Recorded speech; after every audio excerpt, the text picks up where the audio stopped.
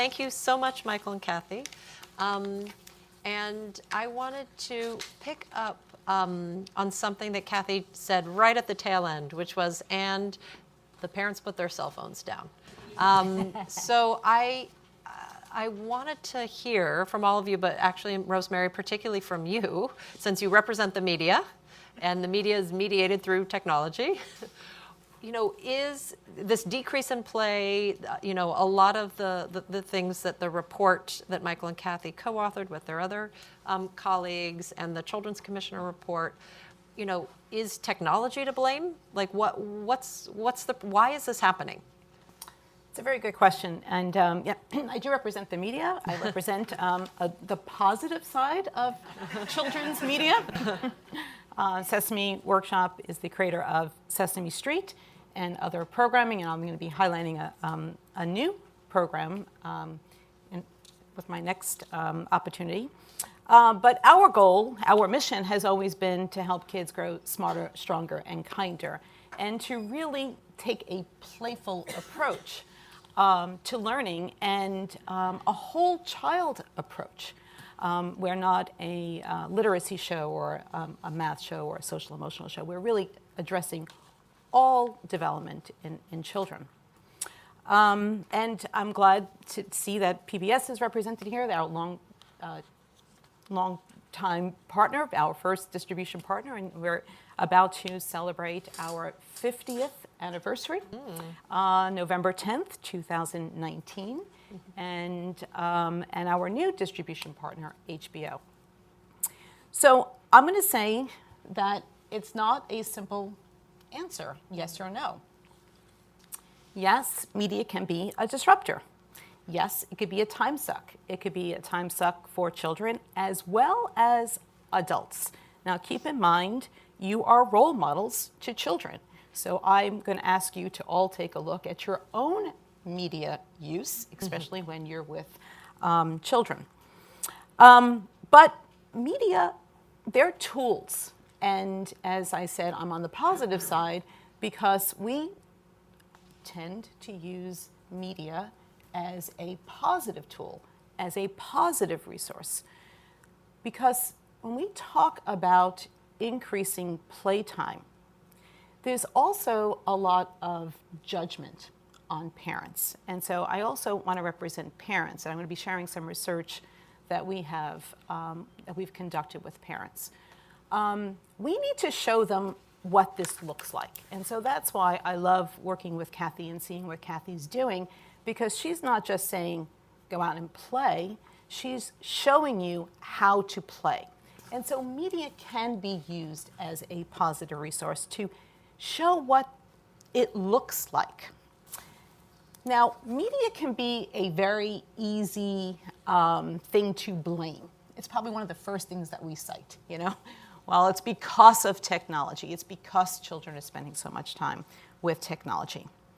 But we've had a problem with play and getting kids engaged in play and getting the adults to engage in children's play way before television and way before the iPad, which is a recent invention. So we cannot just use media as the scapegoat and to blame media. We have to start drilling down and focusing on what are the barriers for play.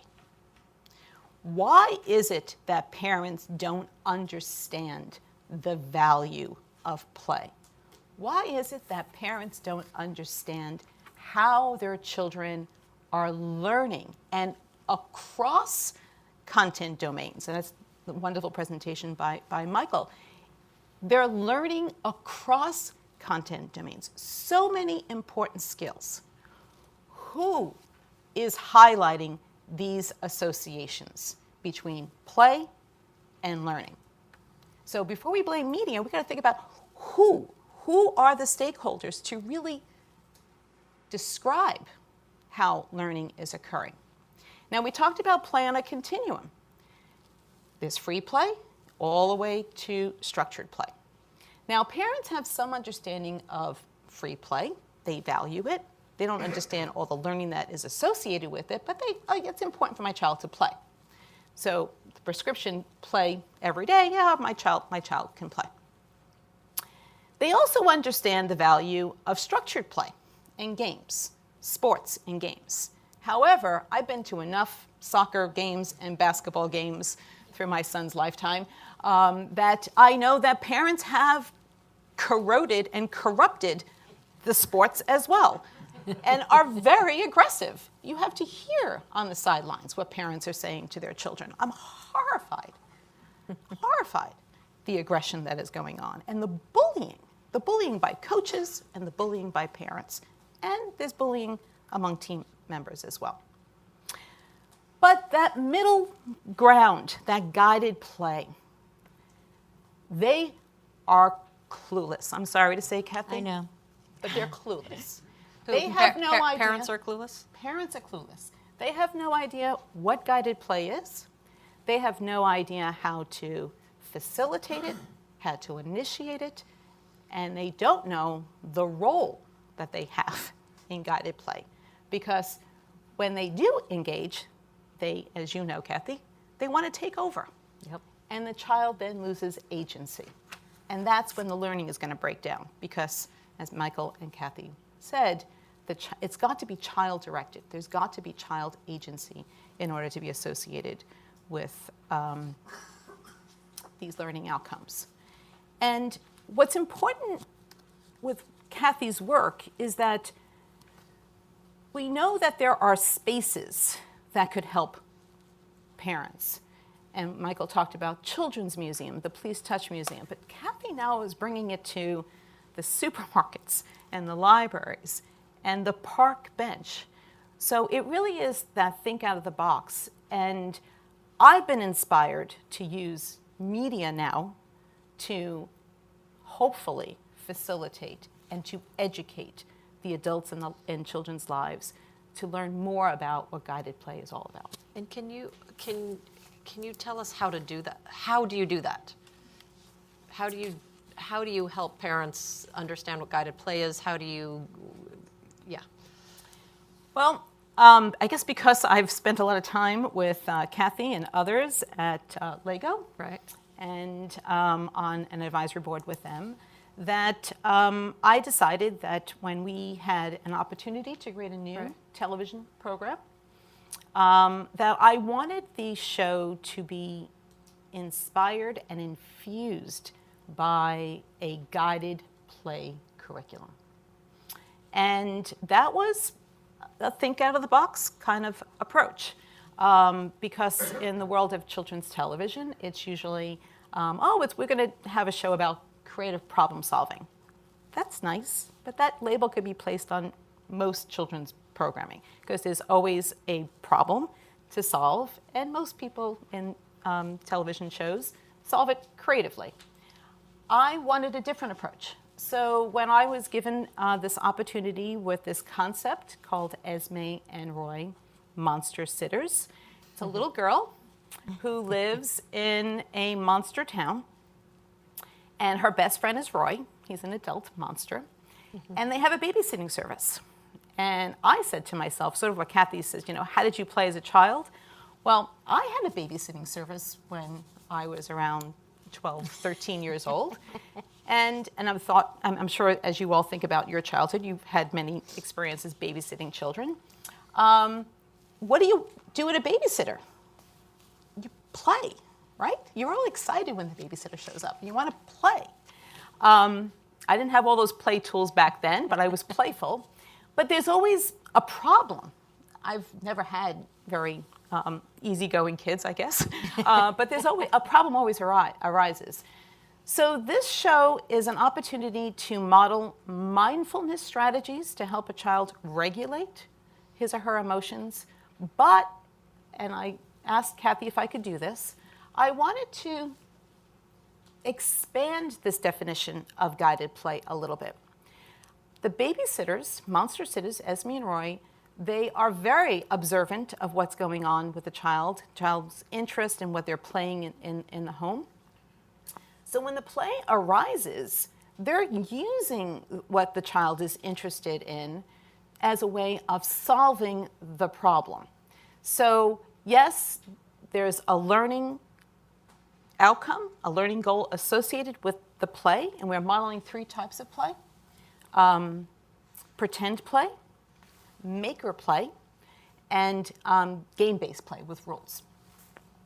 But I wanted to use play as a way of solving the problem because I'm going to bring it back to parents.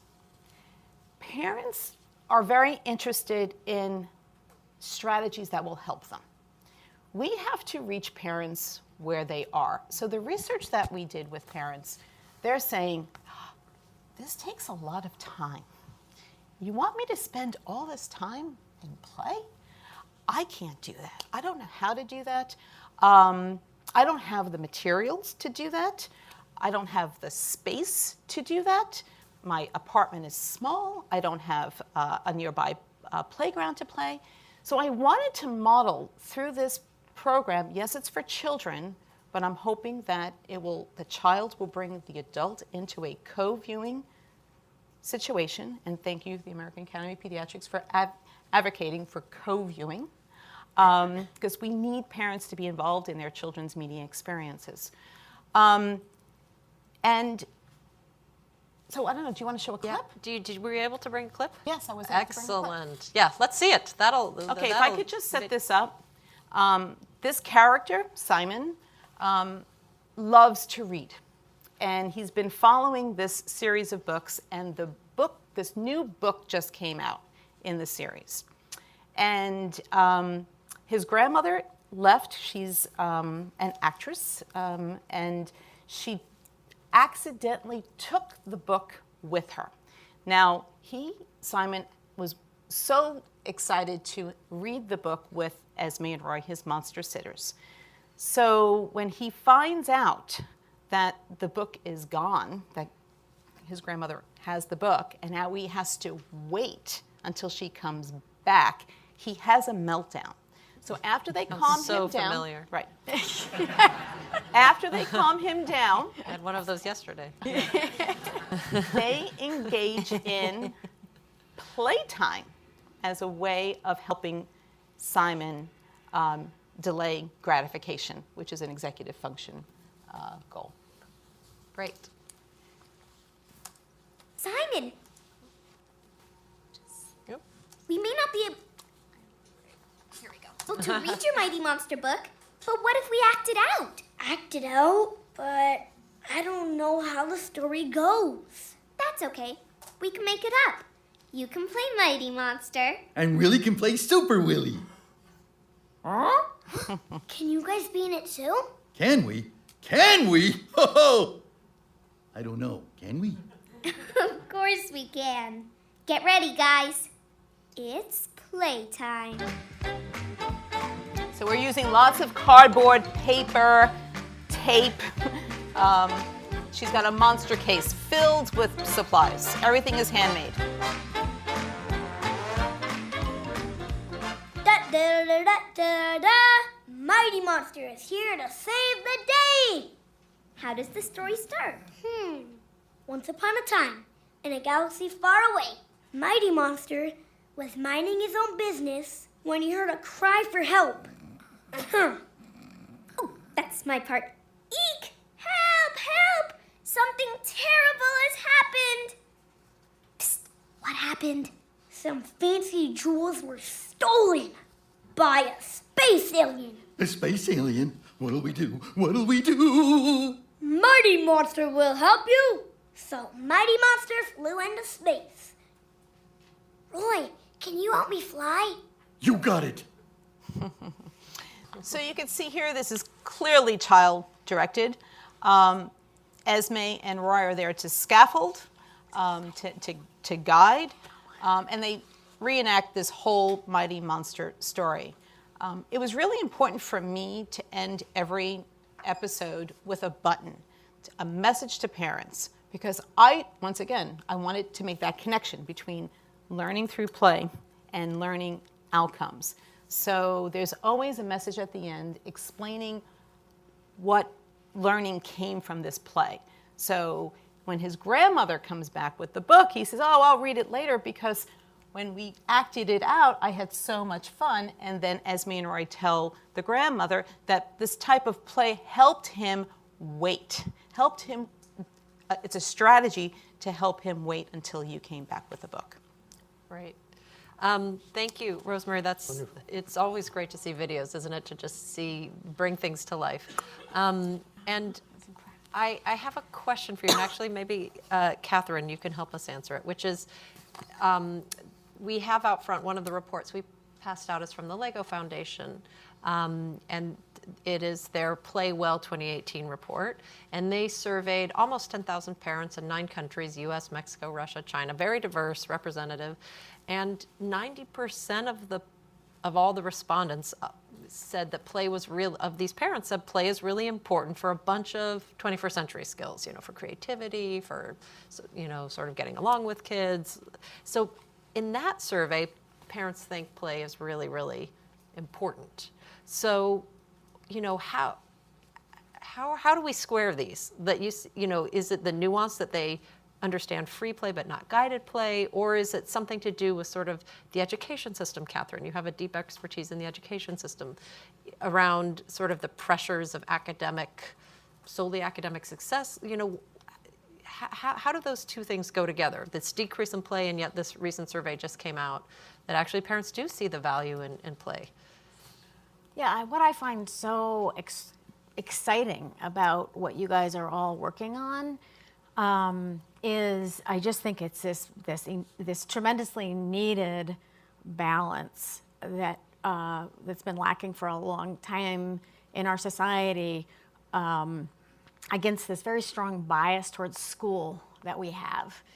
And I think my bigger thought on that is that for several decades now in the United States and in other Western countries, we've invested heavily in money, first and foremost, and then just sort of attention and focus on our school system as kind of the key to human development. And what I've really been thinking a lot about is how over that time, just the last several decades, we've really come to confuse education with schooling. Schooling is a very narrow part of education. Education really means human development. So there's been no other period of time in history in which human development meant schooling. Schooling is something that developed to provide in this 20% of waking hours, which is probably less fairly recently, very specific skills like reading and writing and arithmetic. And it somehow just assumed this immense status in our society. K-12, actually 700 billion public dollars. You could do quite a few things with benches for at least some fraction of that. And I think it's disempowering for parents. So I think I just actually cannot believe that I don't know if you guys are feeling the same way. This is like literally you came up with these amazing ideas and now you're putting them in this TV show that we're going to be seeing, and we knew it was going to happen. It's so exciting. And I think it's potentially, it just elevates this what is really most important about human development, which is our families and our communities where we are spending 80% of our time. And those parts of our society have become somewhat disempowered. Mm-hmm. So I have absolutely no idea. I haven't seen the research that you're referring to, but I think parents have been made to feel as though there's just simply nothing they can do that's going to be that important relative to what really matters, which is school. And in terms of early education, which is what we're talking about here and what I focus on, this is something that I see happening in our thinking about early childhood. For so long now, we're so adhered to this idea that the key to human development is school. We're recognizing that that's not working very well. However, our solution is actually more school. younger and younger and younger.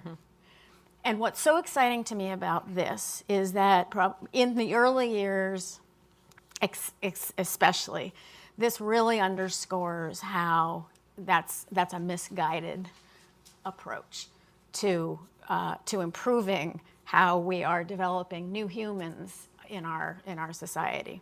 And I could imagine this just as being for parents to know, and I think that's also so exciting, Kathy, about some of the projects you're doing, for parents to recognize, to be sort of celebrated for their role in helping their children learn. I don't think that's something that they feel very confident in because of the messages they get. And I know, because we've talked about this before, one of your worries and concerns is this idea that kindergarten is the new first grade, and that preschool will be the new kindergarten, and that where is early child, like where is the space for play and family interaction or community, social, sibling, caregiver, neighbor interaction. So, can you talk a little bit about that? Right. I actually would go so far as to say I feel it's potentially dangerous, this path that we're going down. So when kindergarten took off in the early part of the 20th century, the narrative, and if anyone's interested in history, it's interesting to explore this. The narrative around why we had to have kindergarten is absolutely identical to the narrative for why we have to have pre-K, which is that people are not ready for school, and it was conceived as, a child garden where they were going to be playing. When my sister's oldest child entered kindergarten a couple of years ago, she emailed us and said, "Where did the pink fluffy rugs and graham crackers go?" So they're sitting at desks and filling out worksheets. And the fact is that is the direction that school goes. And I don't see any reason for us to think that schools are going to be the best vehicle for the kind of playful learning that both this growing body of science, practical experiments, and common sense suggest. Now, if I could just highlight one other area, there is a place where this could happen, and as a matter of fact, has to happen, and that is in childcare. Not because that's part of anyone's vision of the perfect universe, but because about 2/3 of children under age 6 are now spending an average of 36 hours a week in childcare, often starting in infancy. Because what we all know about working parents, work schedules, whether that's two parents both working, a single parent working, the children are not in those environments because we're adding programs on. Children are in those environments, for better or for worse, because that's where they have to be, and that to me is kind of a potential gold mine for. It's an ambitious kind of a task.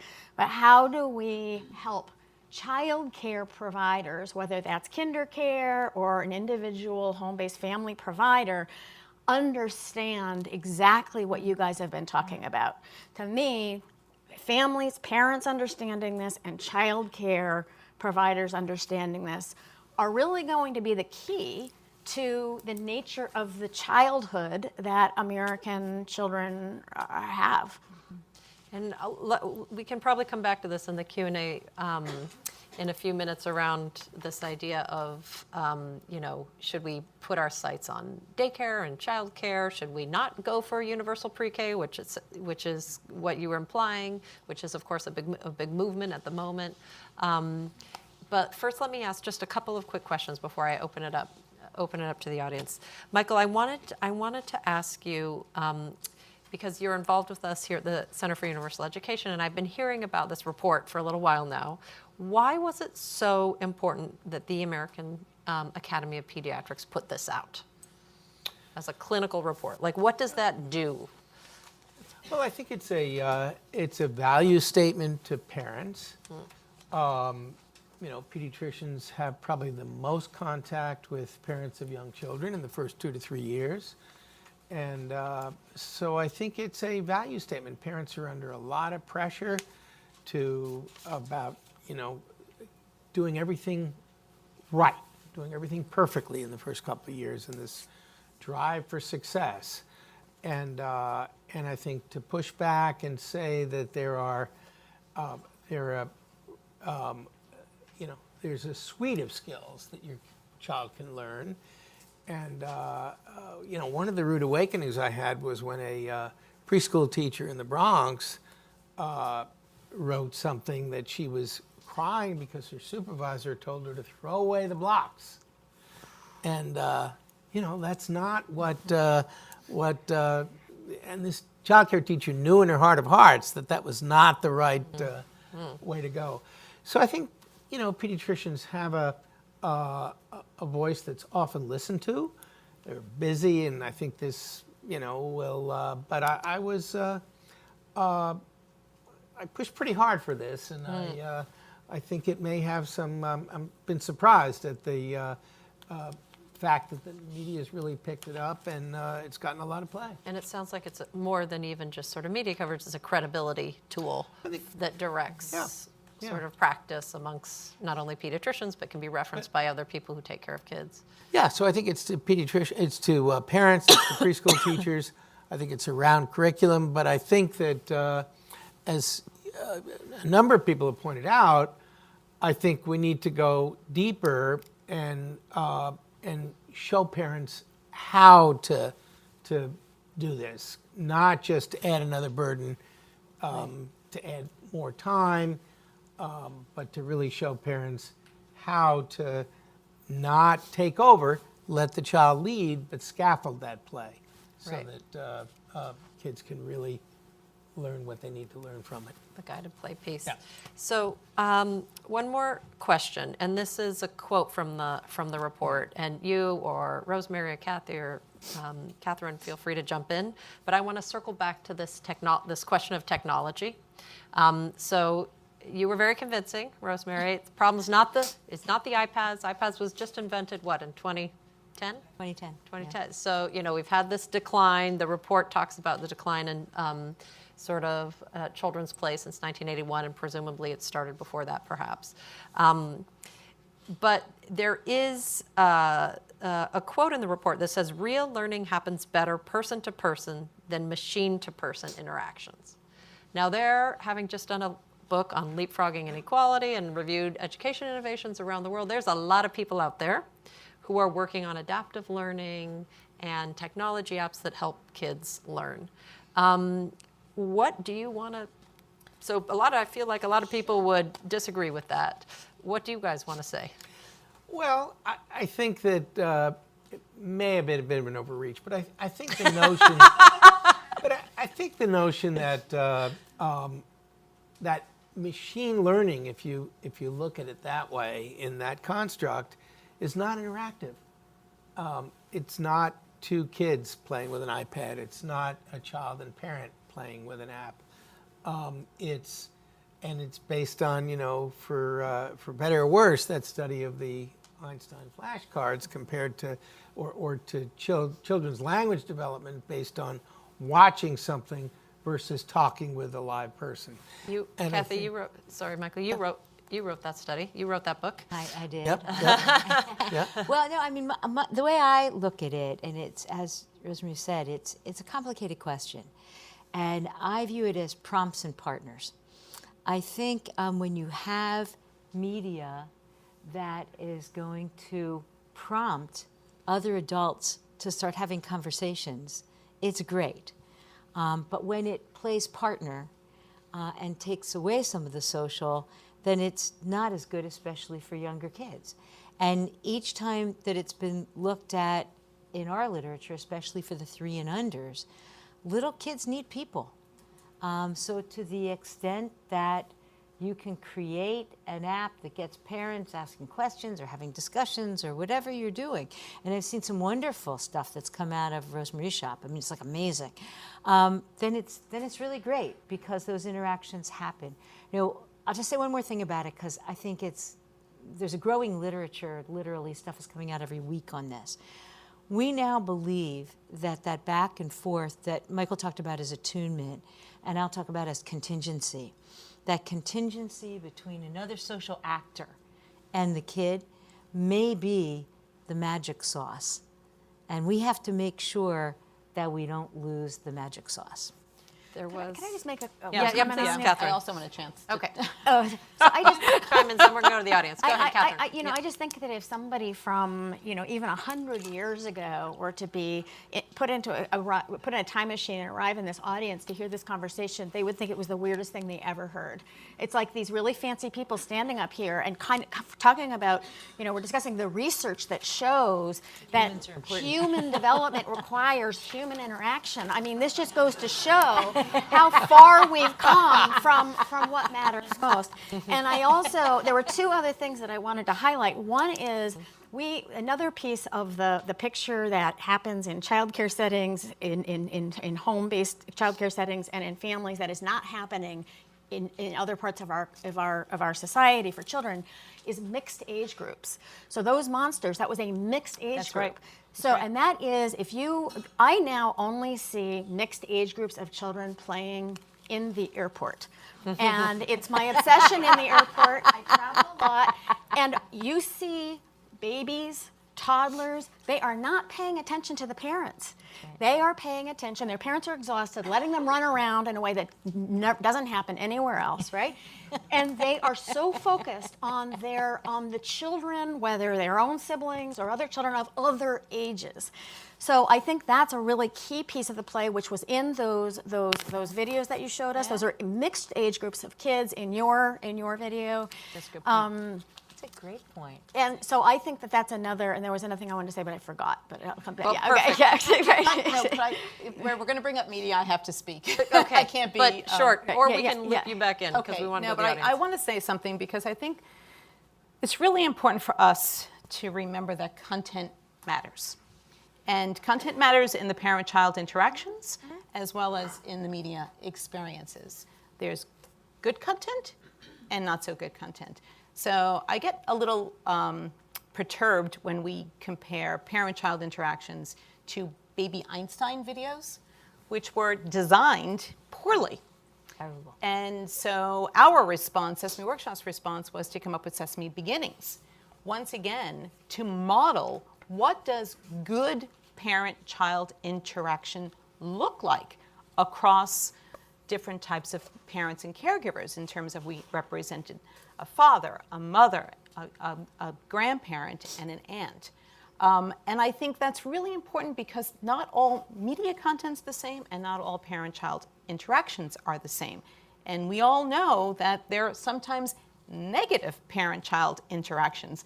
So, and sometimes maybe in those cases, it's maybe beneficial for a child to be engaged in an interactive educational game than to be in some of these not so positive adult-child scenarios. And so I just think, once again, it's not black and white. There's a lot of gray. And I think it's our responsibility, and I think that's what's so wonderful about this event and this panel, representing different components of stakeholders, so to speak. And thank you, American Academy of Pediatrics, for putting this report out to show that there are a suite of skills. Because we have to help the adults and policy makers understand the gray. It's not black and white. Okay, great, fair point. So we'll take just one round, very quick, brief intro. I'm going to start at the back and go down, and you guys are just going to have to take notes and answer your favorite questions. So start at the very back. Very brief question, and please do introduce yourself.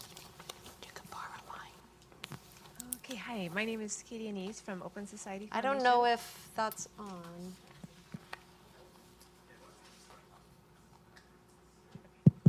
Okay, So, my name is Katie Anise from... can you put it closer? We cannot hear you. Hello. Excellent. All right.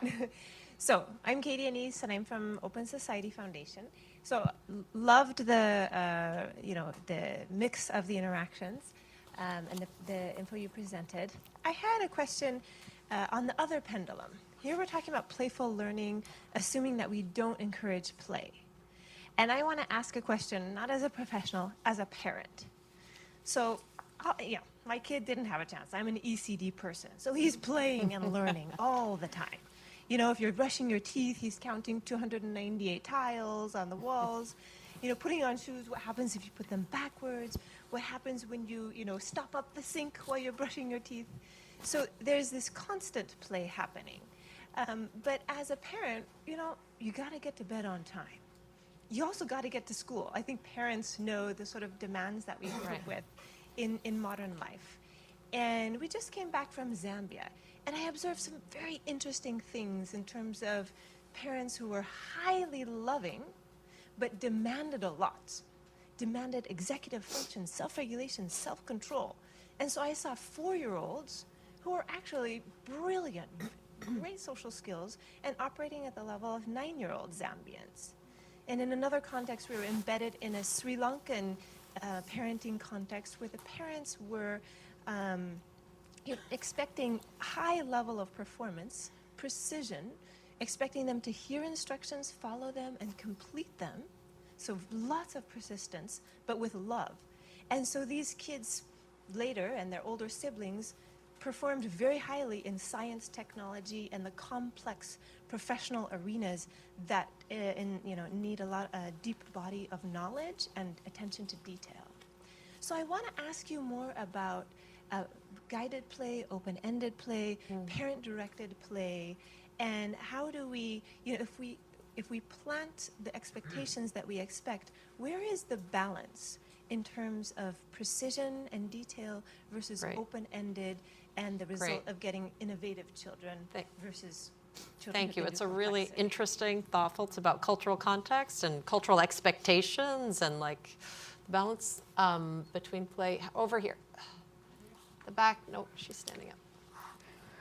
Hi, my name is Tora Burns. I'm from Homeless Children's Playtime Project.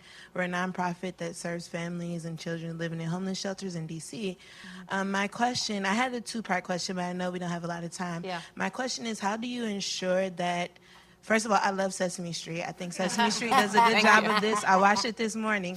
How do you ensure that the initiatives that you start, whether they're on the pediatric side or whether they're government side, how do you ensure that they're culturally responsive to the community that you're serving? Because I believe it's important that we show children that to be intelligent, you don't have to be other, that you can be yourself and still, perform. It's a great question about sort of cultural relevance. So let's go to this side and to the front. Amber.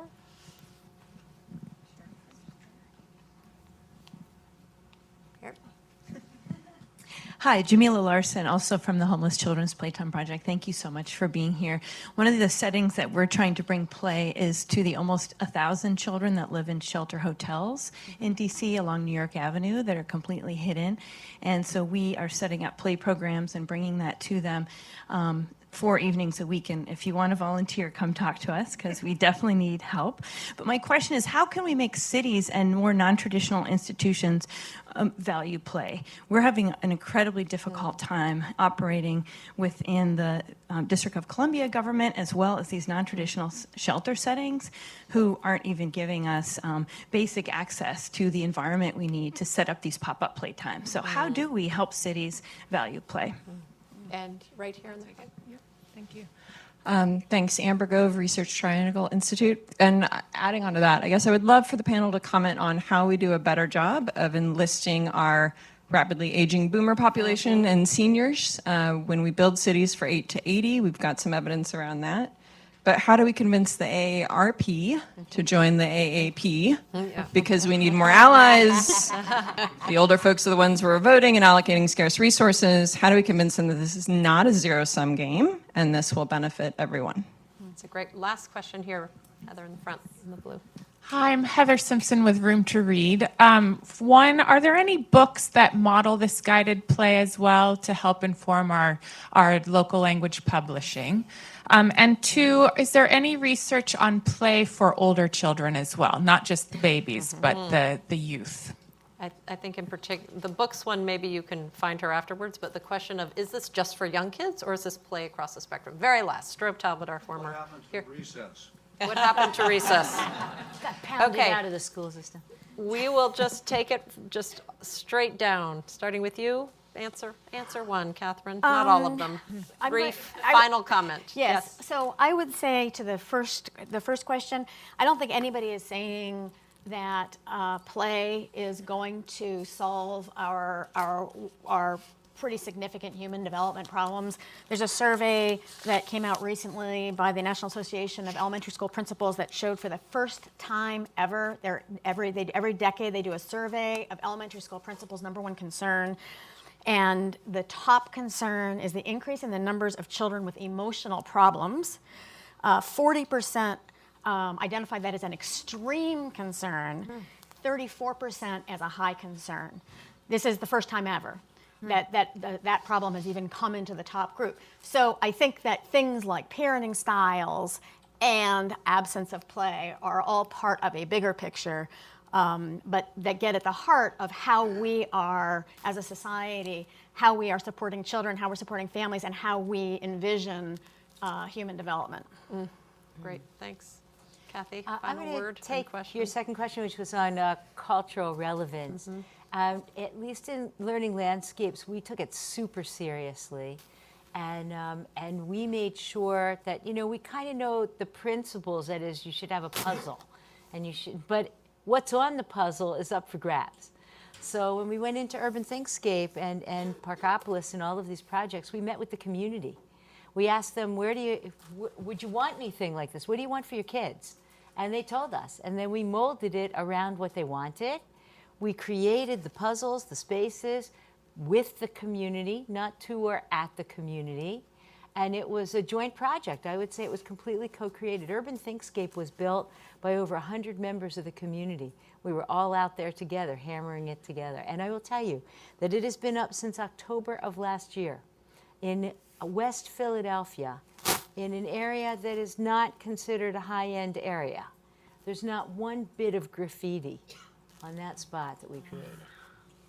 Great, thanks. I'm Rosemary? going to take the older. I think this is a big issue, and we're putting a lot of emphasis on early childhood, but what's happening to play beyond early childhood? And I think that there's a lot of structured activities, and parents are putting their kids in more and more of these structured activities.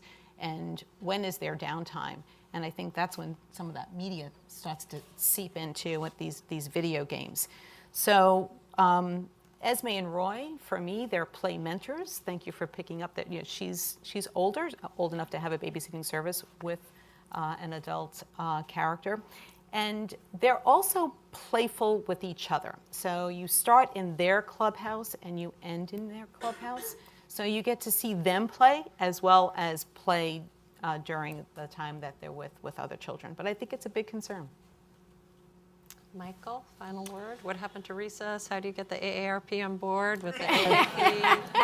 I'm not pointing that question to you personally. I meant as a strategy for all of us. Not sure how to get the AARP on board, other than adults need to play. And we had a grown-ups museum at the Children's Museum as a lark, and it turned out there was a waiting list a yard down the road for 20 and 25-year-olds to come play at the Children's Museum. So lots of, maybe we need to do that for the AARP. I think the cultural questions are really very profound and very important, and I think they surmount all of this. And I think we need to, I think pediatricians have that one-on-one relationship that, if they're trusted, can engage with parents to figure out what are different cultural goals. Because I think in different cultures, people have different expectations for what they want their kids to be capable of and to do. But I think I want to come back to Catherine's comment to close with, which is as much as, playful learning and the media have a place, I want to come back to the importance of person-to-person relationships, particularly around the prevalence of emotional problems, which we're seeing far and away in pediatric offices, in elementary schools, and the prevalence of anxiety and depression in college students. I think that there are a lot of broken personal relationships, and I think we need to not shy away from trying to support parents and try to fix it, because that, I think, is one of the biggest challenges. And play, at least, is a way free of guilt to engage parents in interacting with their kids. And maybe if we create some kind of broader therapeutic milieu around it, we can make some impact. But I think that's where play's role in mitigating the effects of stress and trauma is as important as the skill development we talked about. And there's some interesting ideas about how media can play a role, but I'm not sure that's as far along as it is in terms of for skill development. Mm-hmm. Great. Thank you so much. Let's give a round of thanks to our panelists. Thanks for watching. Be sure to like and subscribe for more videos from Brookings.